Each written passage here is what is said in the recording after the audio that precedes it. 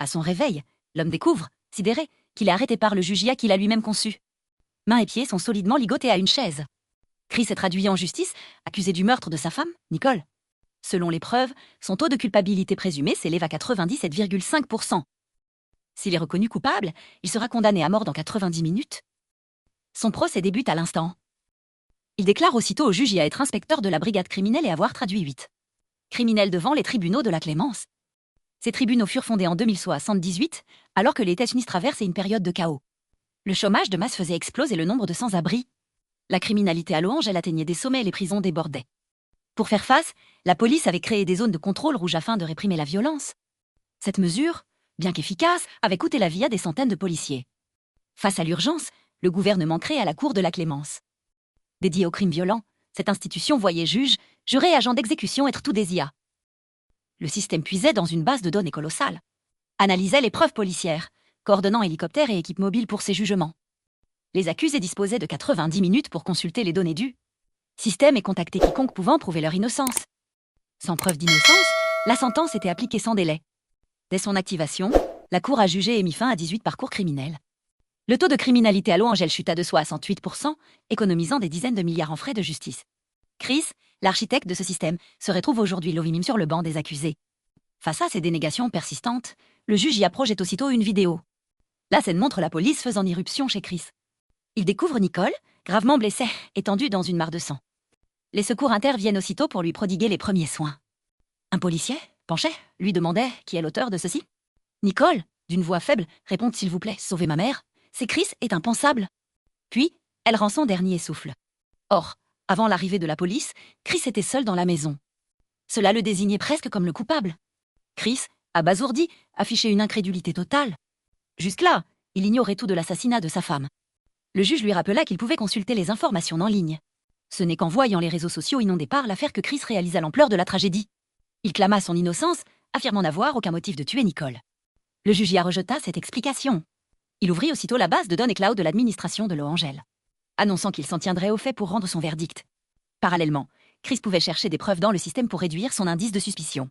S'il parvenait à faire descendre cet indice sous 92 ans 90 minutes, le fauteuil d'exécution n'émettrait pas d'onde fatale. À ces mots, Chris paniqua aussitôt.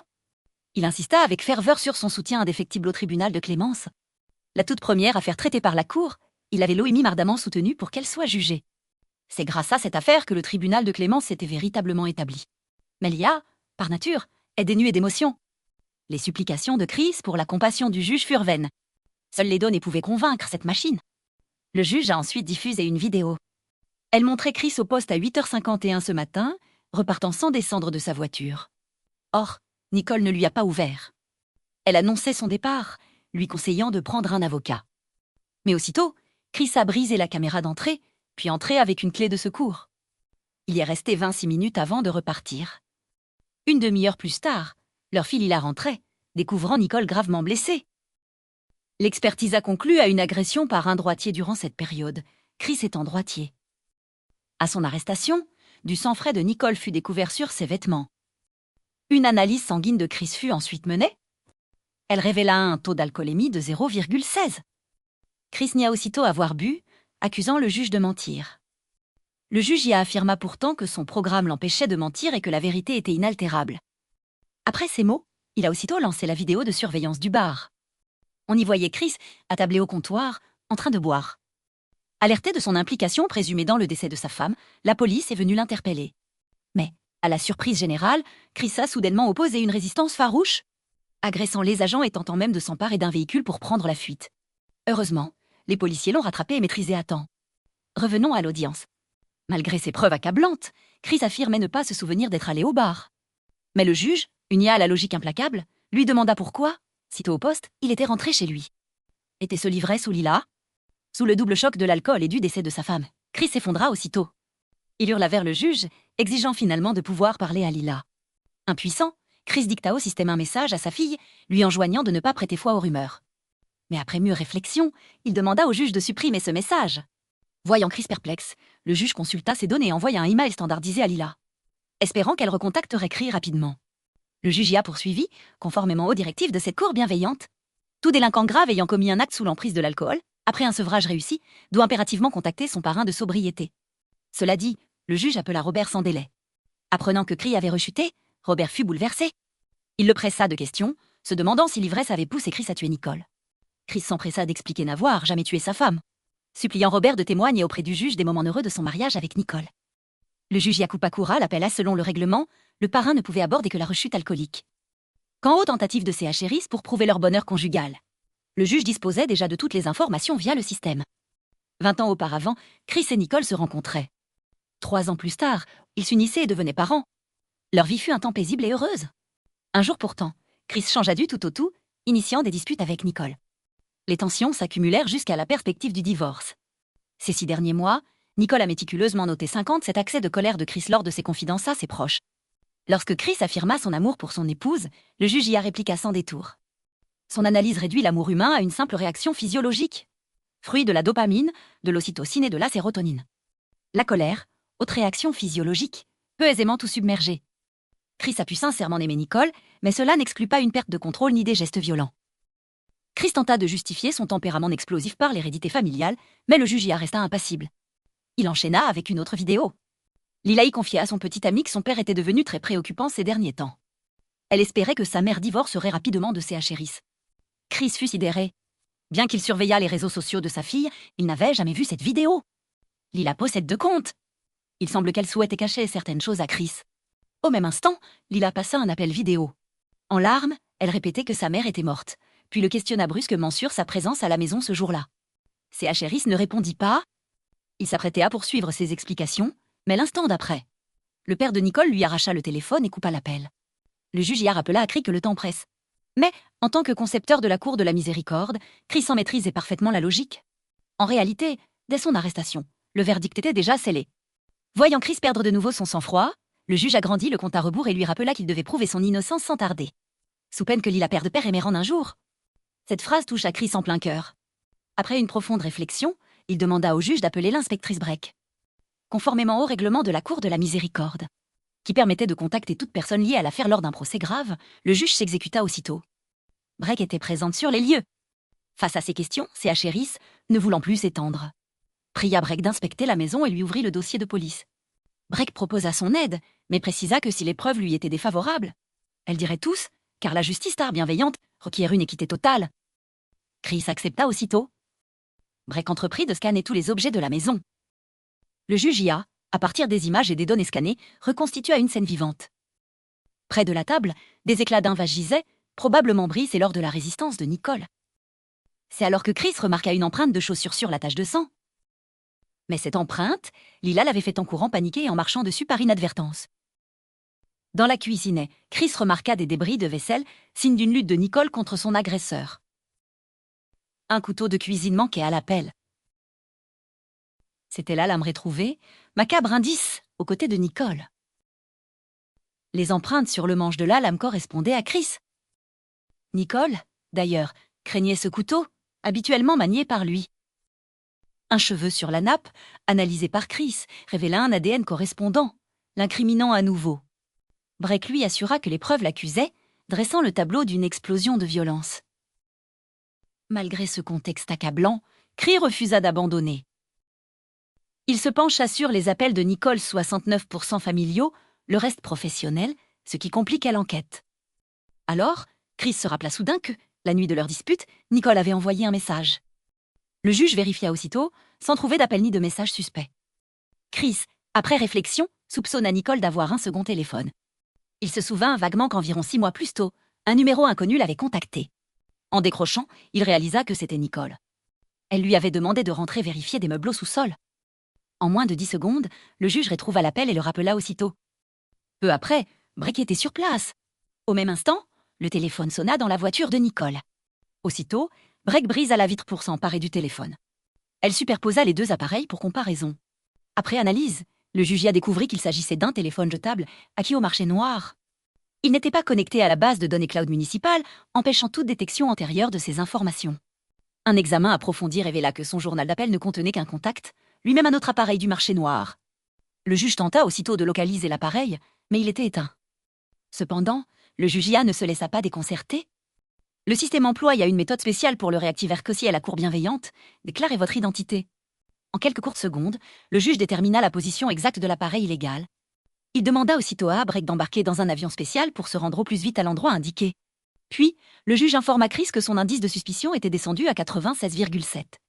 Breck, gilet pare-balles enfilé, partit aussitôt et le téléphone se trouvait en zone rouge.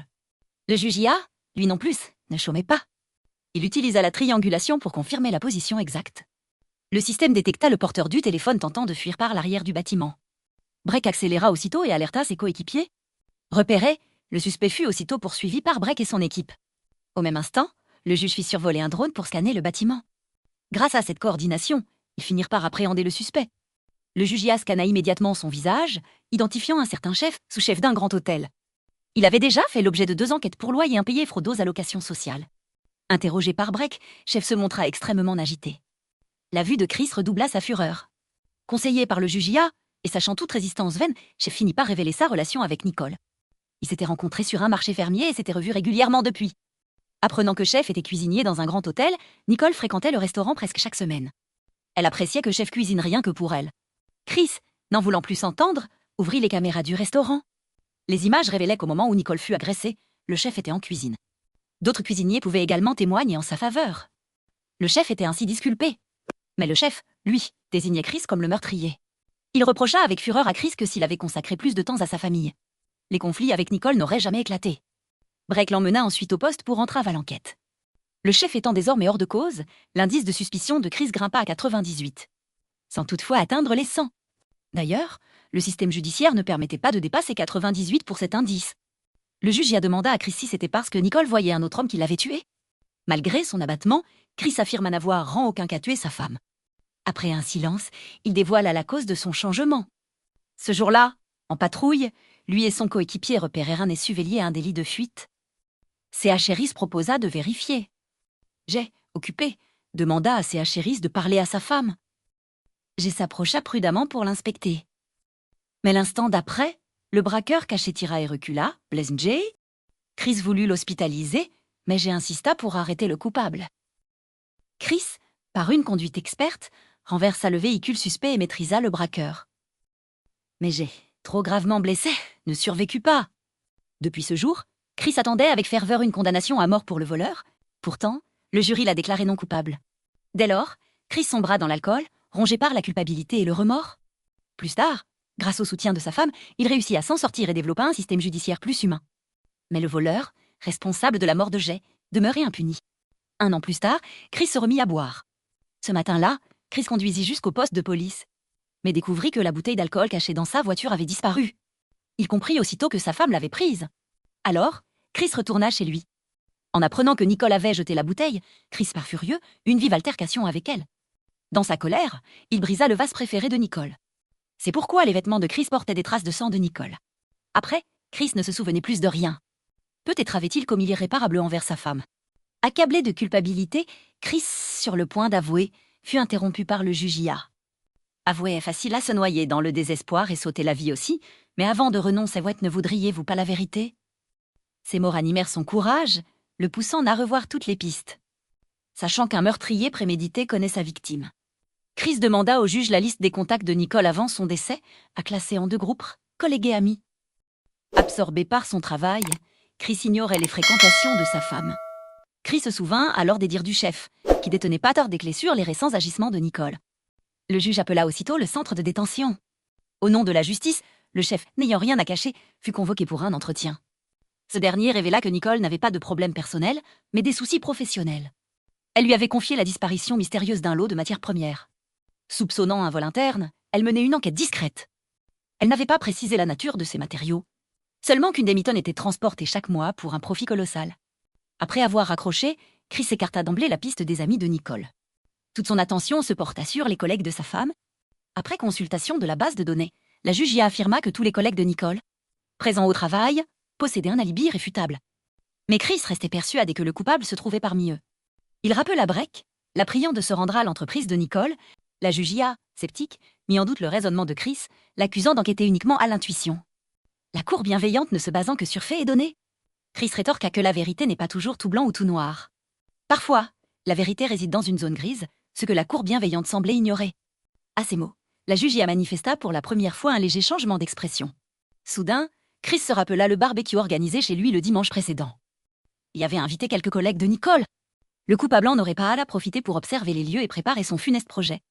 Le juge consulta aussitôt la base de données et trouva une vidéo filmée par Nicole ce même dimanche. Mais les données révélaient qu'après ce jour, aucun téléphone des collègues de Nicole n'avait été détecté près de la maison de Chris. L'absence de ces téléphones ne signifiait toutefois pas qu'il n'y était pas venu. Le juge fit alors vérifier toutes les caméras autour de la propriété de Chris. Entre 9h et 10h30 ce matin, 46 véhicules avaient traversé la zone, mais aucun ne s'était arrêté. Quand aux piétons passaient devant la maison de Chris, tous avaient des alibis solides. Chris se rappela soudain son voisin, Bill. Passionné d'ornithologie, Bill avait installé une caméra dans son jardin, pointant directement vers celui de Chris. Le juge tenta aussitôt d'accéder aux enregistrements, mais la connexion de Bill était défaillante. Les données vidéo nécessitaient un temps de récupération. Pendant ce temps, Chris demanda au juge de vérifier les transports des collègues de Nicole ce dimanche. Les caméras de la fête révélèrent que tous étaient venus seuls, sauf Robert et ses 3 passagers.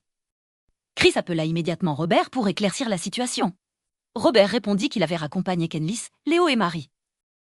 À cette révélation, CHR fut aussitôt rassuré, Robert connaissant bien ses liens avec ces 3 personnes. Après avoir raccroché, Chris rejoint la vidéo de sa fille et son petit ami. Dans la vidéo, Lila Tiller, tu entends ? Papa est rentré, je dois raccrocher. L'appel datait de 20 et 1h15 hier soir. Chris vérifia aussitôt son pointage au commissariat, le système indiquait une fin de service à 22h07. La personne rentrée n'était donc absolument pas lui. Un frisson lui parcourut l'échine. Il s'empressa d'appeler Lila.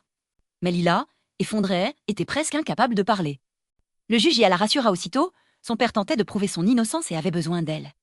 Son implication dans le décès de sa mère n'était pas encore avérée. Une fois Lila apaisée, Chris lui demanda qui avait fait ce bruit la nuit précédente. Lila répondit que Nicole dormait et qu'elle avait fouillé la maison sans rien trouver. Elle crut donc avoir mal entendu. Apprenant que Lila avait filmé son inspection, le juge visionna aussitôt la vidéo. Chris observa attentivement et remarqua à la porte du sous-sol entrebâillée. « Ma fille, es-tu descendue au sous-sol hier soir ?»« Non, papa, tu sais bien que je n'y vais jamais. » Chris demanda aussitôt au juge d'améliorer la résolution de l'image. Et à sa surprise, une main agrippée à la poignée du sous-sol apparut. Il s'avéra que quelqu'un se cachait dans leur sous-sol depuis le début. Et que cette personne était fort probablement l'assassin de Nicole. À la forme de la main, Chris devina que l'individu caché était un homme. De plus, il avait sûrement fait du stop pour arriver là, ce qui réduisait considérablement le nombre de suspects. Alors que Chris était plongé dans ses pensées. Le juge lui rappela l'enquête de Nicole sur un lot de matières premières disparues. Il ouvrit aussitôt sa boîte mail. En recherchant les mots-clés matières premières perdues, Chris trouva rapidement un courriel pertinent envoyé par un certain H. Ce courriel mentionnait la matière première manquante, des granulés d'urée. Le juge lança immédiatement une recherche de données massives et découvrit que quelqu'un avait falsifié les registres d'inventaire pour masquer le vol de l'urée. Chris réorienta aussitôt son raisonnement, accéda au compte de H et y chercha le mot-clé Nicole. Effectivement, il découvrit qu'ils s'étaient rencontrés en privé. Le juge activa la caméra du lieu de rendez-vous. Nicole et H se disputaient vivement. H étant très suspect, Chris examina son dossier à addiction au jeu, dette colossale, un mobile évident. Étrangement, Robert, manifestement au courant, lui versait discrètement de l'argent. Chris appela aussitôt Robert pour des éclaircissements. H, et non Robert, décrocha. Pour ne pas l'alerter, Chris demanda au juge de joindre H et de lui intimer de retrouver Robert sans délai. Par précaution, Chris dépêcha aussi break à Viking Shipping, puis interrogea le juge sur la restauration des données des caméras de Bill. Le juge visionna la vidéo à 10h08. Quelqu'un traversait le jardin de Chris. Mais Bill ne partait en voiture qu'à 11h43. Coïncidence troublante, dès 11h36. La connexion Internet de Bill était entièrement coupée, affectant de nombreuses caméras alentour. Au même instant, H revint au bureau. Ses recherches restaient vaines. Le temps pressant, Chris dut passer à l'interrogatoire. Sous la pression, H finit par avouer que Nicole et lui avaient découvert depuis longtemps les vols discrets de Grindure par Robert.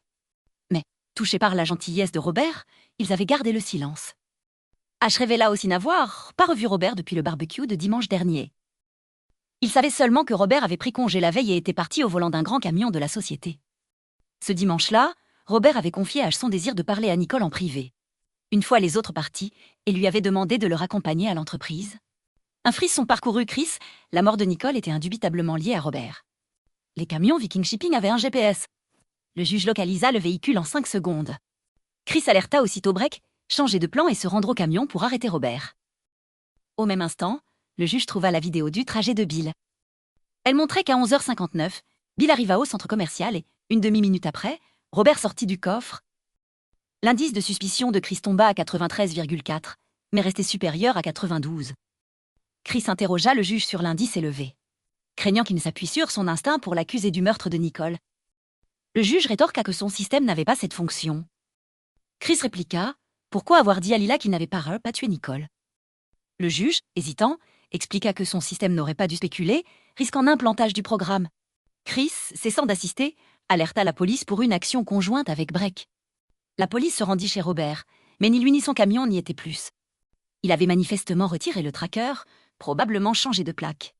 Faute d'alternative, Chris chargea Breck de mobiliser d'importants effectifs pour retrouver le camion de Viking Shipping. Un policier trouva alors une photo déchirée, montrant Robert. Mais Chris sentit que quelque chose clochait. Il demanda au juge de rechercher des données pour restaurer le cliché. Simultanément, les caméras près de chez Robert montrèrent ses fréquents passages dans une cabane de jardin. Ils forcèrent la porte et y trouvèrent un équipement chimique sophistiqué, des plaques d'immatriculation démontées, de l'urée en granulés et un manuel aux instructions extrémistes. Le juge informa Chris que le carnet détaillait la fabrication d'explosifs puissants à partir d'urée et d'acide nitrique. Chris ouvrit aussitôt le logiciel de Viking Shipping, rechercha nitrique, et découvrit que Robert avait transporté cette substance. Preuve qu'il avait bien fabriqué des bombes. Au même instant, le juge localisa le camion que Robert conduisait droit vers le centre-ville. Parallèlement, il trouva l'autre moitié de la photo. L'analyse révéla David, le frère de Robert, premier criminel exécuté par ce tribunal. C'était Chris qui l'avait arrêté à l'époque. C.H. Harris et le juge comprirent alors l'ampleur de la situation. Dès le départ, toute l'affaire n'était qu'un plan de vengeance ourdi par Robert. Son but, anéantir C.H. Harris et cette justice l'aimante responsable de la mort de son frère. Chris alerta immédiatement Breck, l'exhortant à appréhender Robert sans tarder. La police lança aussitôt des drones de repérage, mais une autre personne fut détectée sur le siège passager du camion. Un sinistre pressentiment envahit alors Chris. Il appela sa fille à la hâte, mais son beau-père décrocha. Le juge activa aussitôt la caméra de l'entrée de la villa et découvrit, horrifié, Robert enlevant Lila. Au même instant, un bip-bip retentit dans l'abri du jardin. L'indice de culpabilité de Chris chuta instantanément à 0. Son innocence fut enfin totale. Le juge s'apprêtait à le libérer de la sellette, mais Chris refusa précipitamment. Puisqu'en quittant ce siège, il ne pourrait plus s'accéder au système de données en nuage. Et le plus sûr était d'empêcher Robert de faire exploser la bombe.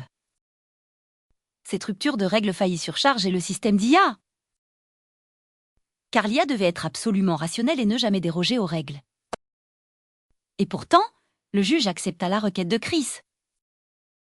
Cela ne pouvait signifier qu'une chose, le juge IA avait commencé à développer sa propre conscience. Pendant ce temps, Robert fonçait à travers les rues de la ville, droit vers le palais de justice. Le juge, analysant son itinéraire, ordonna rapidement au chef des forces spéciales de dresser un barrage. Breck, lui, devait poursuivre Robert et le forcer vers ce point de blocage. Afin d'assurer le succès de l'opération, Breck, usant de son autorité de plus haut gradé, ordonna au chef des forces spéciales de déployer le robot des mineurs. Chris, en entendant cela, fut immédiatement pris de panique, il a été encore dans le camion. Il supplia le juge de l'aider, certain qu'une autre solution existait. Le juge refusa. Chris comprit soudain. Sans entrave, le camion fonçait droit sur le palais de justice. Le juge ordonna l'évacuation immédiate du personnel et à Breck de s'élancer pour intercepter le camion en vol. Grâce à cela, Chris put s'entretenir directement avec Robert par radio. Dès qu'elle entendit la voix de Chris, Lila cria à l'aide. Mais Robert rétorqua froidement, David avait certes des problèmes cette année-là. Mais il a tenté de remettre son frère dans le droit à chemin. C'est Chris qui a tout gâché. Le camion était sur le point de percuter le bâtiment. Breck en profita pour tirer à plusieurs reprises. 10 secondes plus tard, le camion s'encastra dans le tribunal de la bienveillance. L'alimentation électrique du bâtiment fut instantanément coupée. Aussitôt, le système de batterie de secours s'activa. Cependant, le système du juge y a commencé à planter. Le minuteur de l'exécution n'affichait plus que 25 secondes. C.H. Harris supplia le juge de se réveiller. Par chance, in extremis, l'IA se réinitialisa, libérant Chris du siège fatal. Chris se précipita aussitôt dans l'ascenseur, direction le rez-de-chaussée. Il arracha gilet et oreillettes, puis rétablit le contact avec le juge. Dans le hall, Robert tenait Lila en otage. Il exigea que Chris sorte sur le champ. C.H. Harris expliqua au juge, Robert veut prouver l'innocence de David Donello sa chance de s'expliquer. Cela nous offrira un répit pour agir. Puis, les mains levées, Chris sortit de l'ascenseur. Robert dégaina aussitôt le détonateur. bien décidé à entraîner Chris dans sa chute et à faire exploser le tribunal de la bienveillance. À cet instant précis, le juge y a apparu soudainement sur le grand écran, offrant à Robert une chance de prouver l'innocence de David. C'était là le nœud qui le rongeait. Il accepta sur le champ. 2 ans plus tôt, Robert avait rendu visite à David, lui remettant un argent et un téléphone avec la promesse de l'aider à s'en sortir. Mais le lendemain même, le tribunal de la bienveillance l'accusa du meurtre d'une femme nommée Kenley. Robert précisa que Kenley fut assassinée à 22h dans le quartier est de la ville, alors qu'à 22h05, David l'appelait depuis le quartier ouest. La simple vérification de la localisation du signal téléphonique suffirait à prouver l'innocence de David. Pourtant, lors de l'arrestation de David, la police ne trouva pas ce téléphone sur lui. Au même instant, Lila mordit Robert à la main. Chris se jeta sur l'arme. Le responsable de la mort de sa femme se tenait là, devant lui. Chris faillit l'abattre sur le champ. Heureusement, le juge intervint à temps, évitant le drame. Robert reprit. Il avait appelé la police ce jour-là. Chris retint break pour écouter la suite. Une policière avait décroché, promettant de vérifier et rappeler, mais elle n'avait plus jamais donné de nouvelles. Le juge y a rouvrit aussitôt les registres d'appels de l'époque, établissant la distance entre David et la scène du crime. Robert ne mentait clairement pas. David n'était donc pas le meurtrier de Kenla. À ces mots, Chris se rappela que Breck était le policier ayant arrêté David. Il demanda aussitôt au juge d'accéder aux images de la caméra corporelle de Breck. On voit Breck quitter le commissariat avec le téléphone. Sur le chemin du retour, elle jette l'appareil dans la rivière. C.A. Sheriff ne comprend pas son geste. Breck déclara froidement « Le premier jugement de notre cour de la miséricorde doit être un succès total. Il nous faut l'utiliser pour corriger ceux qui nuisent et prouver son efficacité sociale. » Mais après ces événements, Chris avait tout compris. Il demanda aussitôt à la police d'arrêter Breck, puis se tourna pour Serre et sa fille dans ses bras. Le juge y interpella Chris. « Qu'avons-nous donc fait, nous les humains ? Humains ou IA, tous peuvent connaître des erreurs, mais nous pouvons aussi en tirer des leçons.